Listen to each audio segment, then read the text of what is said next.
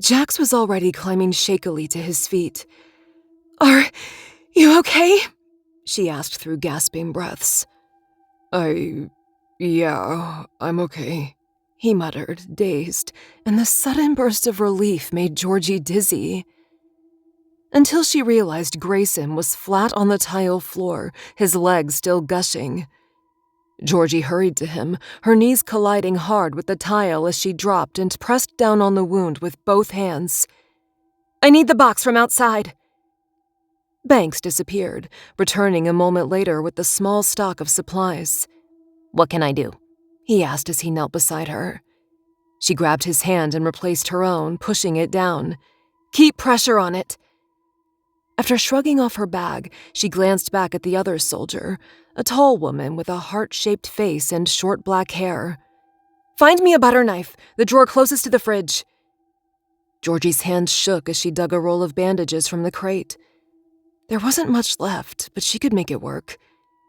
She unwrapped it, then slanted a look at the soldier still frozen in place. "Now!" Thompson snapped her gaping mouth shut and bolted to the cabinet, returning a moment later with a metal butter knife.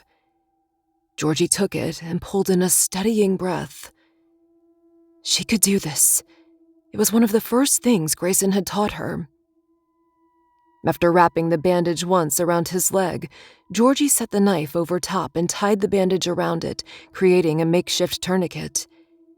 She twisted the knife, turning it like the handle of a wind-up toy, again and again and again, the bandage tightening until Grayson was shouting in pain. "What are you doing?" Thompson asked, voice shrill with panic. "You're making it worse!" "Almost done." The screaming abruptly cut off as Georgie tied up the ends of the bandage. "He's not breathing," Thompson said. Georgie's heart sank.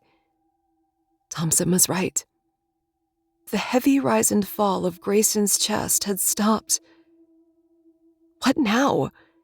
She'd done everything exactly the way he'd taught her.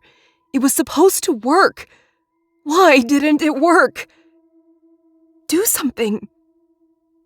There was no time to think, no time to second guess. If she hesitated, she'd miss her chance. Georgie cursed as she crawled up and tore the gas mask from Grayson's face. She cupped her hands together over his chest and started compressions, counting out loud while her heartbeat pounded in her ears. She winced as his ribs cracked beneath the pressure. Jax said her name, his voice quiet, but she couldn't stop. Not yet. Keep going. When she made it to 30, she tilted his head, pinched his nose, and blew air into his lungs, once, twice. She paused long enough to check for a pulse, but there was nothing, so she started again, repeating the cycle 3 times before Grayson finally sucked in a breath. Georgie checked his pulse again, and this time, she found it. "Calm down." Grayson was unconscious, but he was breathing. She tugged off her winter coat and lay flat on the floor, letting the cold tiles soothe her as she caught her breath. Finally, Georgie sat up. "We should get him out of here." She looked up at the others, who were still stuck in place, expressions somber. Why were they just standing around? They needed to move. "Guys!" Jax's eyes slid pointedly to the glowing corner of the room where the daylight didn't reach. "No,"